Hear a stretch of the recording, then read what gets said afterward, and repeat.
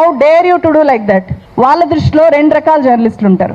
ఒకరు వాళ్ళు కొనేయగలిగిన వాళ్ళు, రెండో వాళ్ళు కొనలేనప్పుడు వేరే పార్టీ కండువాలని వీళ్ళ మెడలో వేసి వీళ్ళు పలానా పార్టీ వాళ్ళు కాబట్టి వీళ్ళు చెప్పేదానికి విశ్వసనీయత లేదు అని చెప్పి వాళ్ళ క్రెడిబిలిటీని దెబ్బతీయడం. అంతేకాకుండా భవిష్యత్తులో ఏ జర్నలిస్ట్ కూడా ధైర్యం చేసి తన అభిప్రాయాలను లేకపోతే ఒక నిజాన్నో చెప్పకుండా చేయడానికి ఇట్లాంటి చర్యలు దారితీస్తాయి. చాలాసార్లు నాకు కూడా అదే అనుభవం అయింది, ఇదే సేమ్ టీడీపీ నుంచి.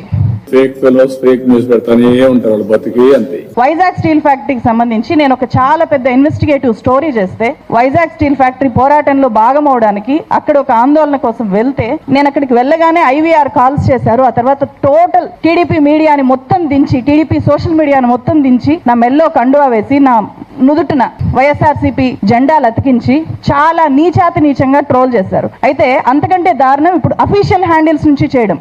వాళ్ళ ట్రోల్ ముఠా నుంచి అప్పుడు చేయించారు, ఇప్పుడు అఫీషియల్ హ్యాండిల్స్ నుంచి చేయించారు.